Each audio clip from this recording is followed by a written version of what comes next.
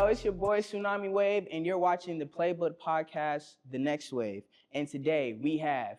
I am Selah Walton, a third-year political science scholar attending the illustrious Atlanta University.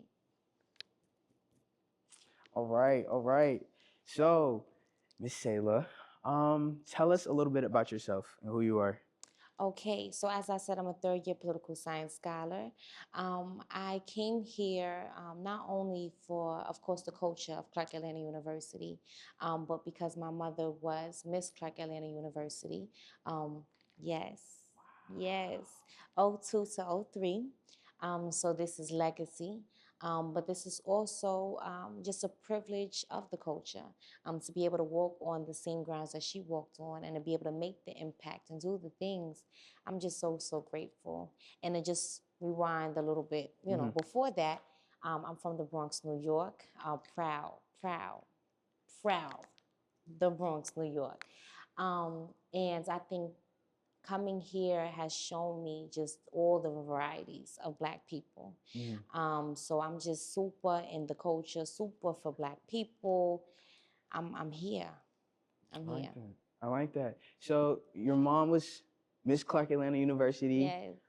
What was some of the stories she told you about like that time and like her impact and what she did? Yes, so my mother was a hard worker, very hard worker. We literally just went through her yearbook the other day, and she was rape crisis counselor. She had started her own organization, Spark One.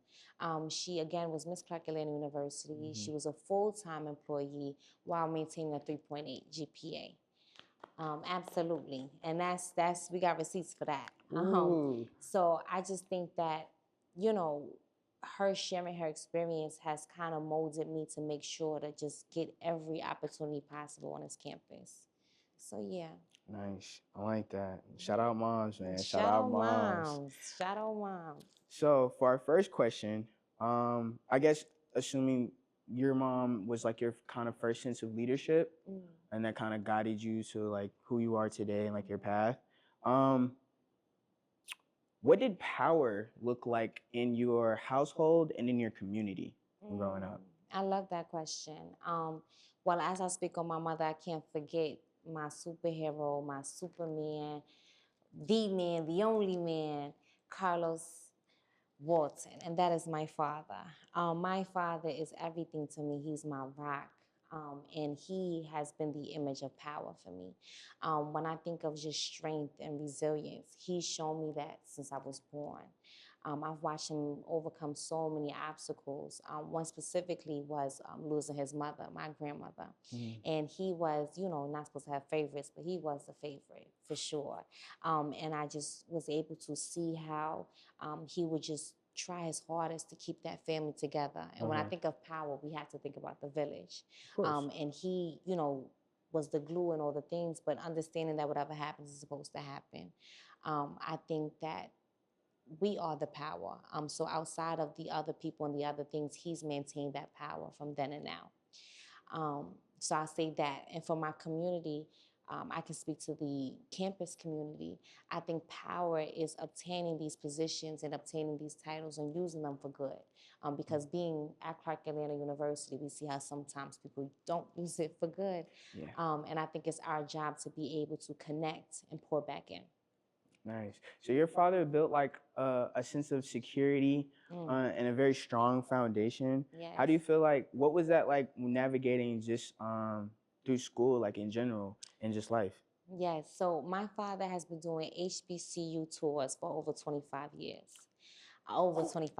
So I've seen all HBCUs from Howard to NCAT to Bowie to Morgan State. So you were with him like on the tours? Absolutely. I was a little toddler going around with him. And of course I couldn't go on all the tours, but anytime that he could take me, he would just give me that experience from young to just show me that culture. And then once I got older, he always told me that once you hit a certain campus, you're gonna feel a certain feeling. And I was like, yeah, okay, like I hear you. But then I remember kind of getting older and I officially went on my first tour as like a high school junior. And it was like, oh, Clark Atlanta University is something different over here, and just navigating that. I mean, even within the AUC, he's brought my brother, Rudy. He pledged Omega Psi Phi, and he went to Clark Atlanta University. He has two nephews over at Morehouse, Kim and Jace, and the list goes on, and that's just the AUC. So navigating the idea of leadership on campuses, he taught me that from the womb, so now I just continue.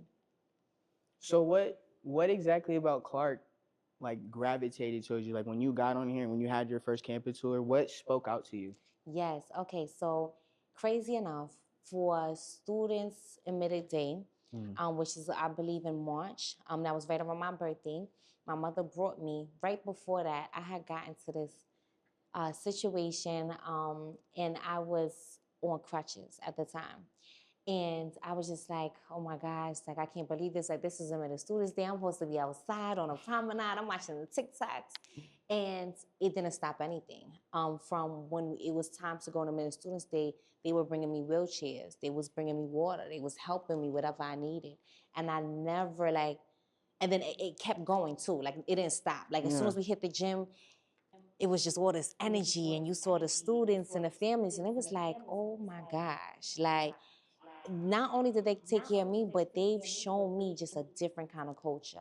And I just think, not even think, I know that when it came to even NSO, I remember sitting in the seats, and everybody that spoke on that stage in the NPR, no lie, it felt like it was like a ray of light as they spoke. Like it was just something about them. Like it was like, I need to be here. Like this is my home. I didn't feel like that anywhere else. I love that. Yes. That put like a very warm spot in my heart describing that. That had me in awe. That had me in awe. Okay, so let's talk about where was a moment early on when you realized your voice had carried weight?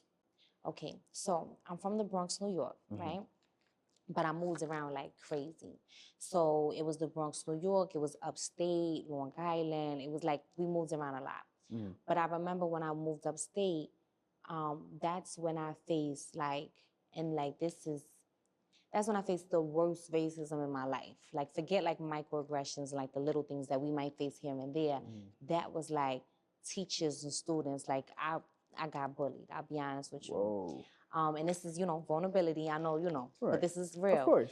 But this is why I take so much pride in who I am now on this campus, because it was a point to where I was just like the one Black girl in the classroom and just didn't know what to do, right? And that's where writing and poetry and spoken word came about, because my mother always worked in the districts that I went to school in, meaning that as much, and as hard as it may be, I couldn't retaliate. I couldn't, because it wasn't just me to think about. Right. And that started from a young age. So when I think about the first time I had power, it was when I started doing poetry in those moments and writing to how I was feeling, writing to just, honestly writing to this moment, this moment of being unapologetically Black, no matter what, who, when, or where. I remember even getting on a stage for the first time.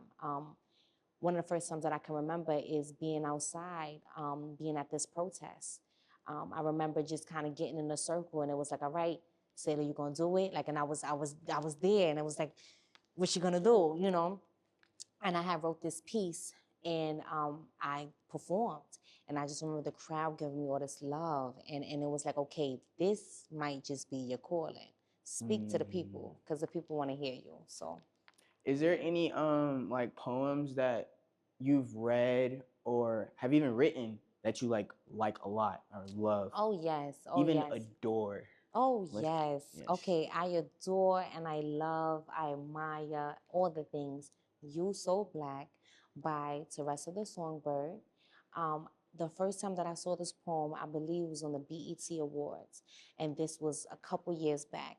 And I remember this Black woman, this full Black woman with locks, with this black dress on, and she performed it, and like I couldn't stop looking at the TV. And I remember like, okay, this is dope. Maybe I could put a little Selah spin on it. And I performed it, and it was like, okay, that was good. But then when I did the Miss Black and Old Gold pageant on his campus. Mr. Fabe, Kafabian Herb. Okay. He heard the poem the first time and he made sure to just, he made me just perform it. And that's when I feel like I truly, truly was able to deliver. What values from your upbringing do you find yourself protecting the most now that you're in leadership? Authenticity, authenticity, authenticity. And I say it like that because I have been always taught the power that's within me, the power that's within us as Black people.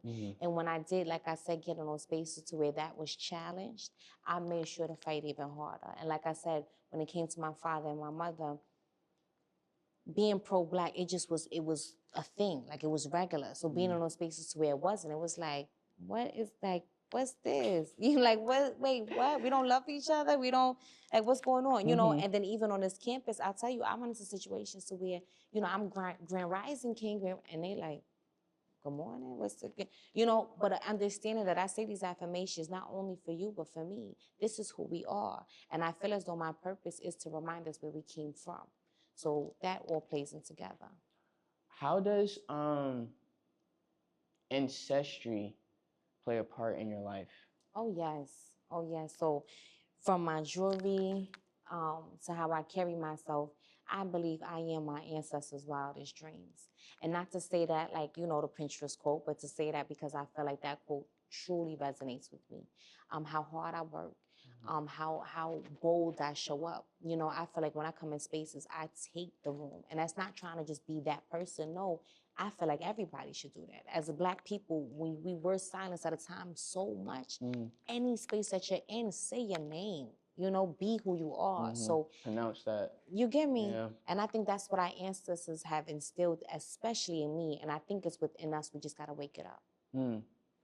Why do you feel like some people may be like, what's the veil that's keeping them from that? I think unfortunately, due to time and media, we have been desensitized. We have been taught to kind of have like this, you know, everybody is this and we all are this and this. Absolutely not. Absolutely not. And I think unfortunately, you know, media has made people feel as though even when you do speak to your people and specifically to your people, you're doing something wrong. You have to say all, you have to say ours, you have to say we. I don't align with that at all. I think we need to take pride in who we are and be clear on what we need to do as a people. And then the others can do what they need to do. And follow suit? Yes. Absolutely. Yes. Absolutely. And follow suit. What's a part of your background that people misunderstand when they look at your accomplishments? I'm a real person, guys. Like, I'm real life. Like, I'm like here in real life. And I say that like that because I feel like some people think like I'm like a brick wall. Like, I say that because like, you know, check on your strong friends. Like, check on your strong people. That's You got to. That's so real. Like, you got to. That's like, unfortunately, so that's what I'm saying. real. When we talk about the media, right? Like, how desensitized we are. It's on that note, you know, on the veil. But then it's also on a note to where Black people like, we can't be, you know, too emotional. We can't show certain things. Like, and unfortunately, you know, I will be honest, I'm still dealing with that because I think sometimes, you know, I want to be an example of just, you know, being that hard worker and getting things done. But sometimes when it's hard, you know? And I think through the accomplishments, I want people to see me and the other, you know, strong people out there. And even, you know, the not too strong people, just check on your people. You get me? Like, period. Like, you have to. Like, and when you see people doing all the things, I think that as Black people, especially on the HBCU campus, you fall in. You get me? Like, I'm gonna tell you, even in this moment, I'm gonna take this moment. I've seen clips of your podcast, right?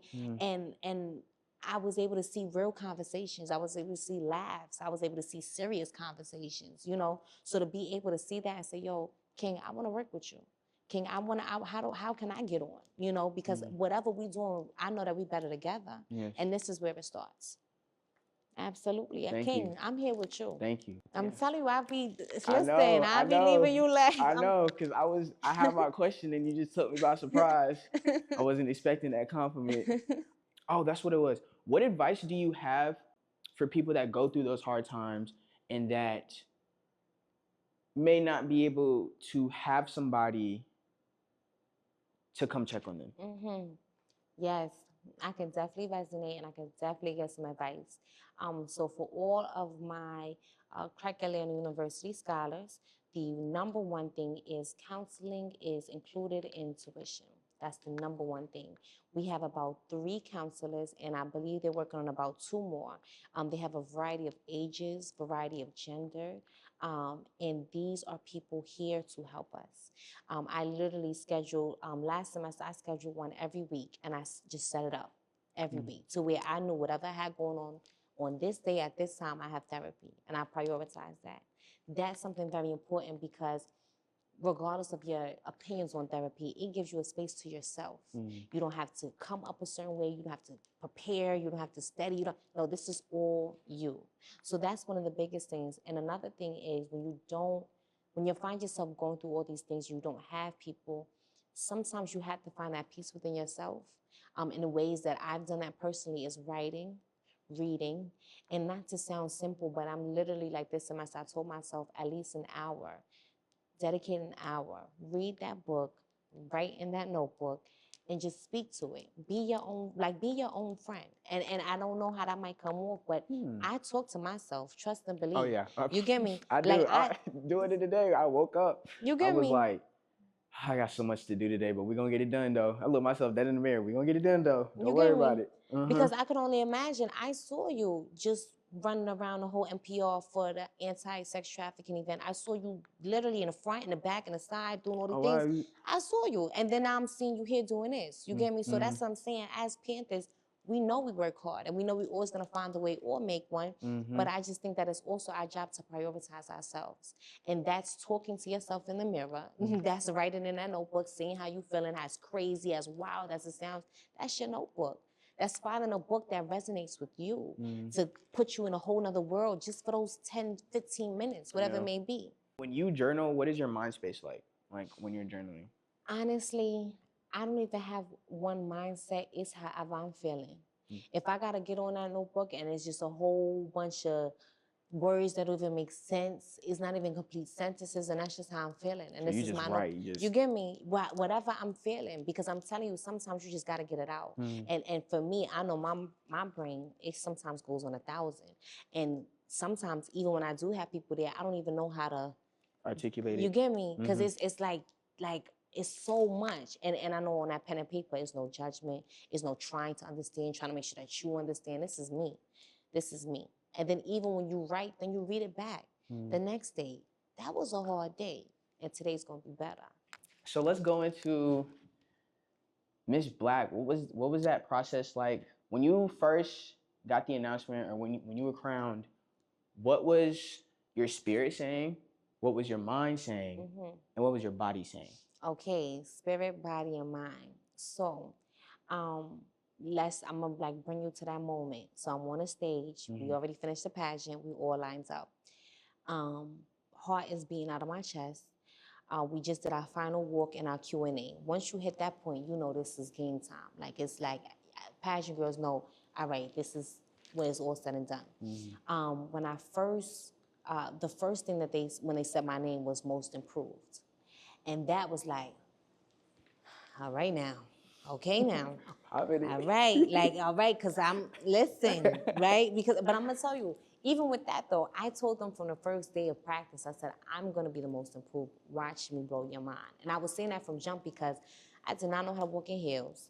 I was not even, I didn't even consider myself a girly girl, especially at that time. So I was just like, I'm gonna just work hard and watch this. I was just telling people, watch this. So they gave me most improved. And I was like, okay, all right. Just smile. And mind you, while all this is happening, everything, you gotta stay like this the whole time. Then they had mind you, so it's a quarter 4. So they do Miss Alpha Phi, which is Tamai. They do Miss Ogo, which is Kiela. And then when they said Miss Black, Selah Walton, it was because you have to understand all that hard work, all of that time that you put in. And I'm gonna tell you, and this is real.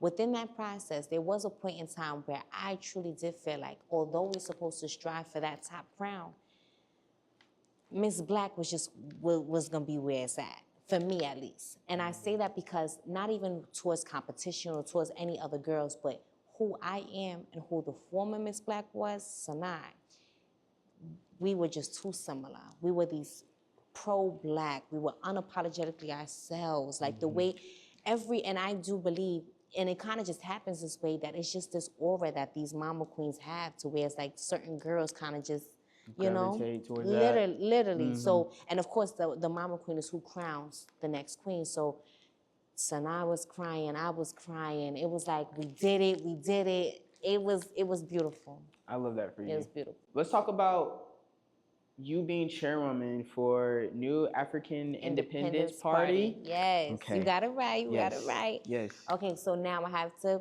clear the air. I am now standing as the founding chairwoman of the new African Independence Party, because we had literally just changed the chain of command, and I have passed the torch to my baby, my little sister, which is Brooklyn Lacey. So she's now, and mind you, we just did that within like this week, this past 2 weeks. Wait, so don't nobody know about this? Not really. Not really? Not really. This is like a So little this first exclusive. scoop? This is a little exclusive. Oh, this is a little snap. exclusive. What? This is a little exclusive. We've said it here and there, you know, but we haven't made like the official video and post and all the things. We haven't yet. Okay. But this is an exclusive. I want to tell all of my CCOs, all of my presidents, my vice presidents, understand that when you come to that upperclassman stage, you have to pass the torch, right? So that can keep going. The idea is to come back years and years later, and it's still happening, it's still going. So Andrew Moore, which is our chairman, he's the creator of, you know, this CAU chapter of the New African Independence Party. I'm the chairwoman. We knew that it was time to pass the torch, and we did that to Brooklyn Lacey. And she is now the chairwoman, and she has created a whole chain of these young leaders, these young impact makers.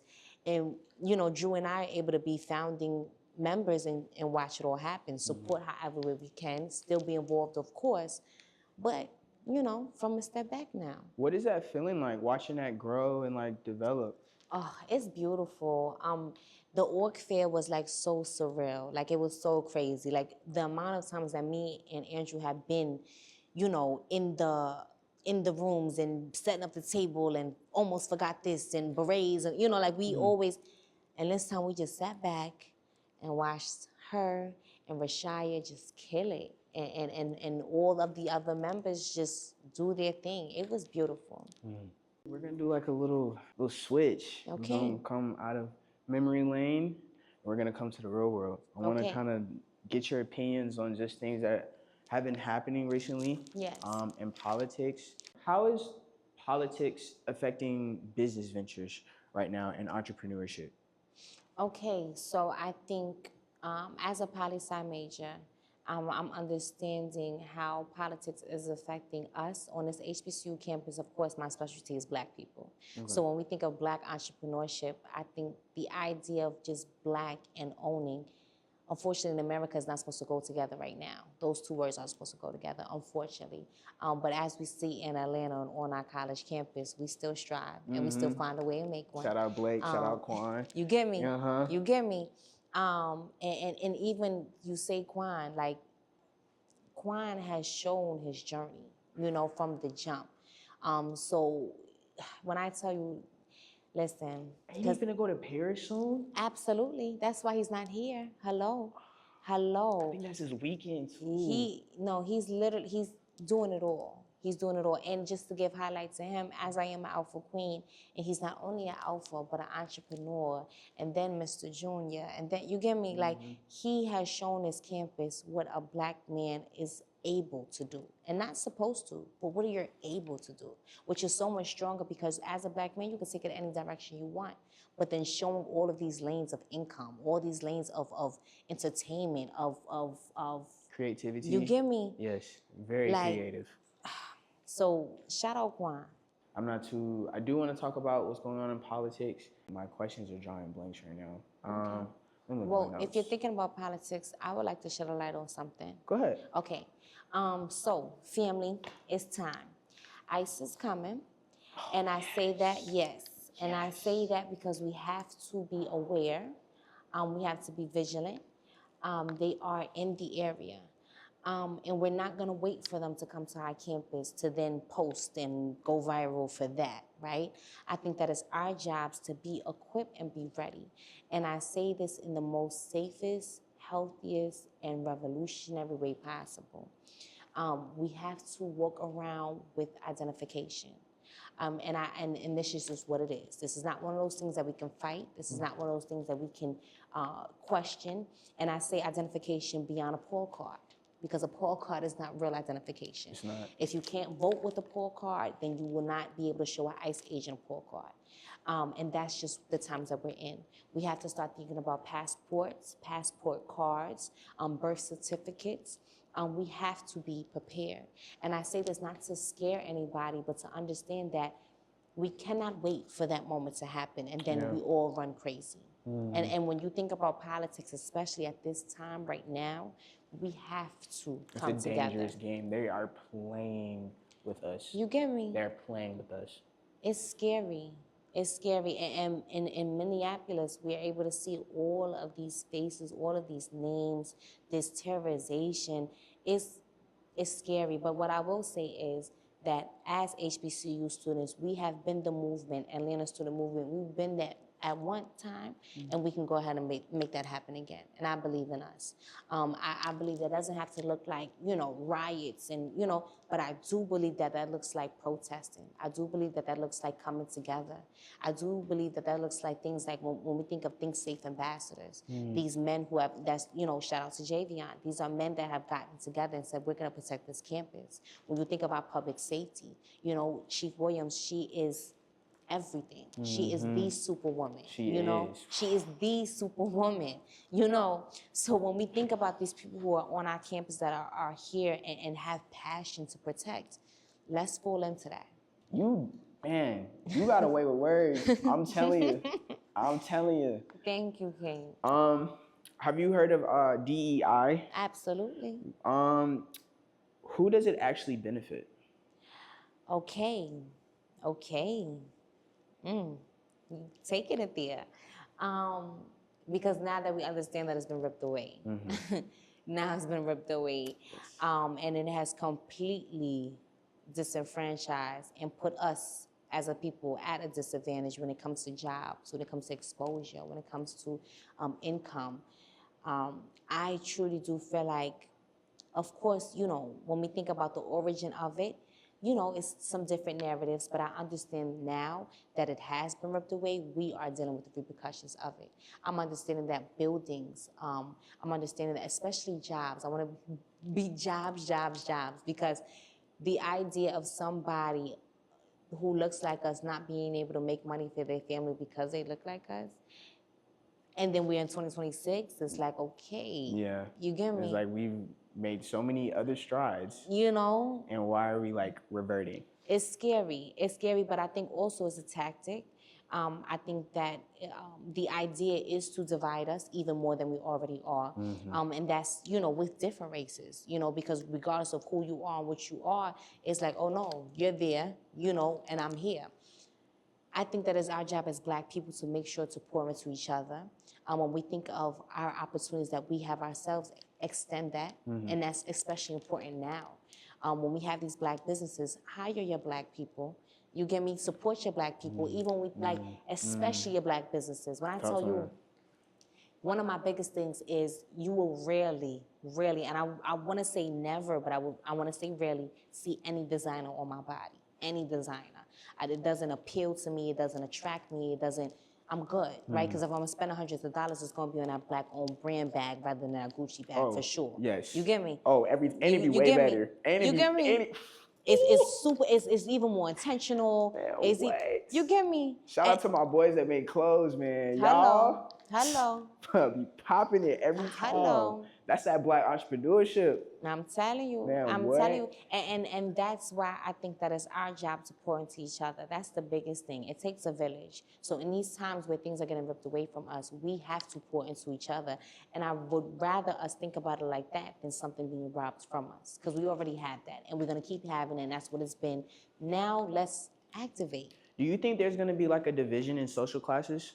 Absolutely. I think that there is a big big division, and I think it's going to continue. The idea of criminalizing houseless people is insane to me. Yeah. You get me? But I feel like they're probably doing that because they don't have anywhere else to put them. Because I feel like, why else would you put somebody that doesn't have a home in a jail? Rather than provide a home, rather than provide some form of shelter, something to help, we're just gonna put you up and lock you out. Yeah. That's terrifying. That's terrifying. And even in this area now, we understand all of the less fortunate that lie around our campus, you know, and I think as organizations, when we do get the opportunity, we have to help. Of course, as college students, you know, we trying to get, you know, money our damn selves, you know, but at the same time, I know that we have to help the ones around us. If we can do the drives, if we can do the sandwich runs, if we, you know, whatever it may be, help the people. And that's on and off campus, and that's on and off the camera. Heavy on that part. That's on and off the camera. You get me? I take the opportunities. Let me be clear. And I know you might have a question, but let me just Go ahead, because I got my question. You're good. Go ahead. I'm just gonna say, as a student leader, I definitely expose the things that I do to show others what they can do, right? And when I post, I'm telling you, 9 times out of 10, somebody's asking me, how do I get involved? How can I do it? Which is dope, right? But then there's a level of performity that happens as well. And that's the scary part. I think that when we do these service initiatives, of course, get the content, right, to show people what you're doing, but then actually do the work as well. Yeah. Like, I don't want to just see the video of the other people. I want to see you in the video as well. I want to see you doing the things, and not just a couple clips, but continue that. Yeah. Consistency tells you a lot, and that's my biggest thing. Consistency and authenticity will continue that race. People have seen me work from before, you know, and as all these things to come up this semester and the next year, understand that Selah has been putting in the work. And that's my goal, because all the other young people who are watching, all my young kings and queens, understand this is what you have to do. All the student leaders, it's our job. You get me? When we get these titles and we get in these positions, the SGAs and the organizations and the queens, you have to set the example. This isn't just for you. Yeah. It can't be. How was so speaking of like community service and giving back to the people, how was Harvest Festival? Yes. I felt like you had a lot of fun during that. No, I did, and I love how you did your research, King. So it was amazing. So I have to give a big shout out to the Dr. Marshall Taggart. He so happens to be a man of Alpha Phi Alpha Fraternity Incorporated, but he is he's under the Office of Governmental Affairs and Community Relations. He has a number of interns to where he is literally helping us in career development, helping us in impacting our campus and our entire community, period. So he had connected me with Miss Adams, and she was everything. And she was a campus organizer. She was there, and it was like, okay, you know, let's get some CAU people out there. What you want to do? What we gonna do? And this is something that she has hosted year by year. But now having students there, this was something that she hasn't had before, because it's usually an age gap. So it's usually the younger kids, and then the older folks, because that's what the community base, you know, kind of is.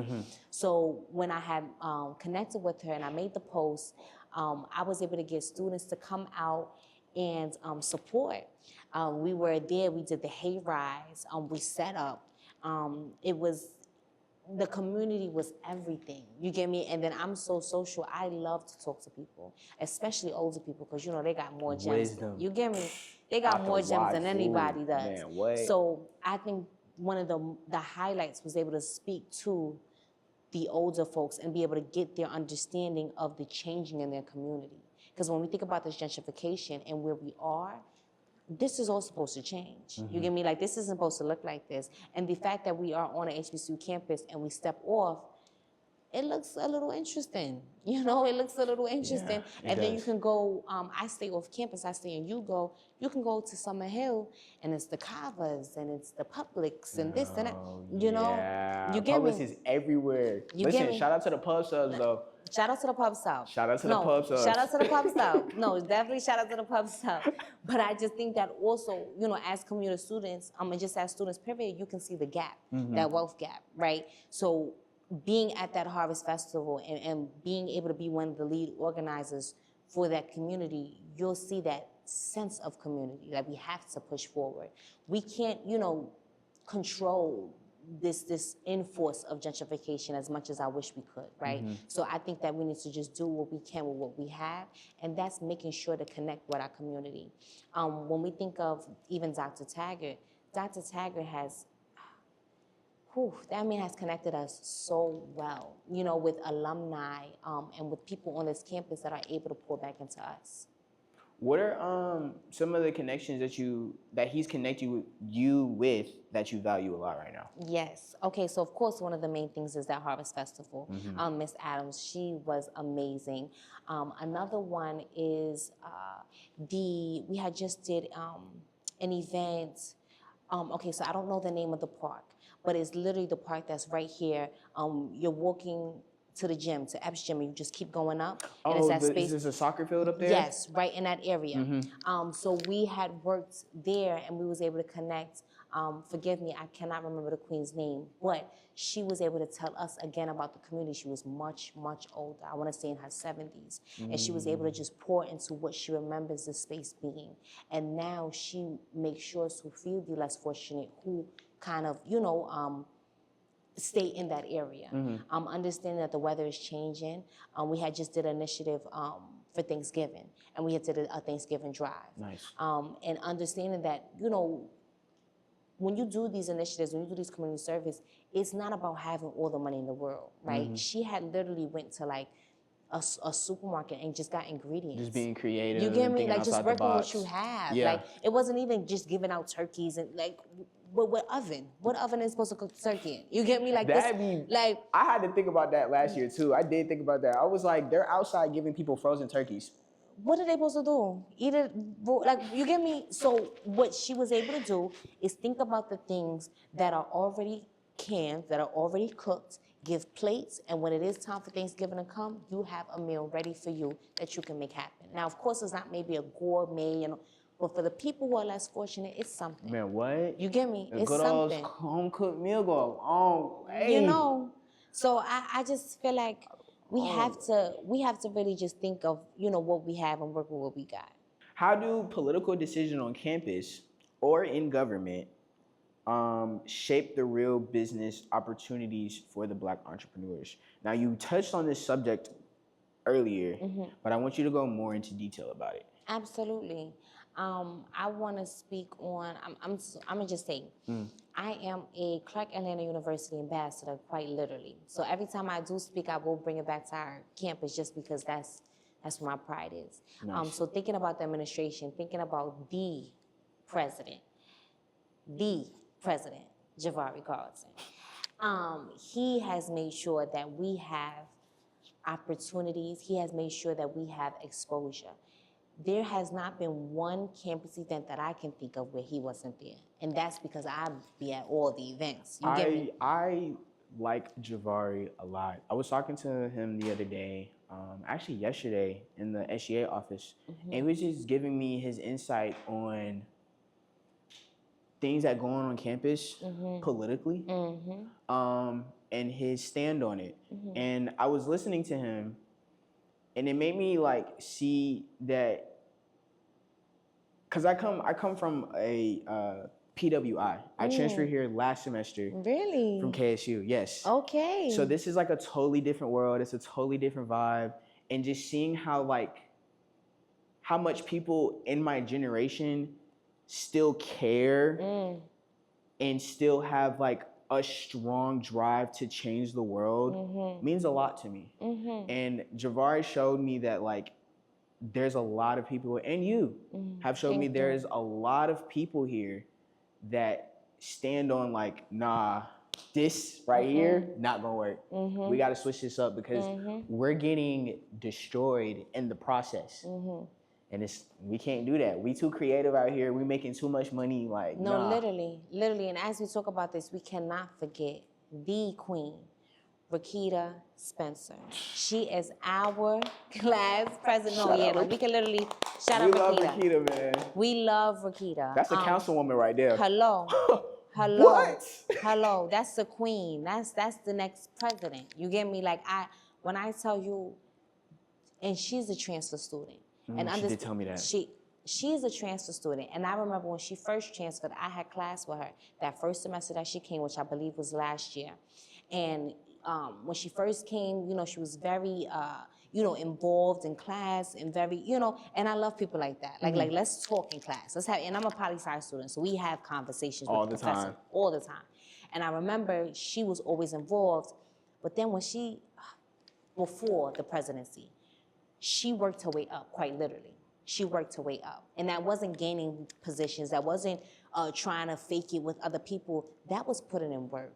That was connecting with the alumni. That was connecting with the staff and faculty and making sure they knew who she was. And they knew the impact that she was trying to make, and they helped her. When I speak of Dr. Taggart has poured into us to make sure that whatever we want to accomplish, we can do. And she's one of those change makers that's just been doing it. That's just been doing it. That is our junior class president, and she is a leader. Javari is a leader, and of course we have many, many other leaders, but as we say these two names, understand that these are people that could have just took the position and kept it pushing. You get me? And didn't care. And then it, you know. Didn't try to make any strides to like change the actual campus. At all, at all. And again, it's so many names that are coming into mind, but I just know at least with these first two, they are setting an example. And I think that it's our job to fall in these positions and follow suit. Absolutely. We're going to end on that note. We're going to end on a good, I always like to end my interviews on a good note. Yes. Listen, thank you so much, Selah, for your time. Of course. It's been a pleasure talking to you. Of course, King. Yes. And listen, y'all been watching The Next Wave, man. Y'all tap in, keep watching. More is coming on the way. And actually, Javari is on the way. Uh-oh. Uh-oh. Wave out. Wake up, family.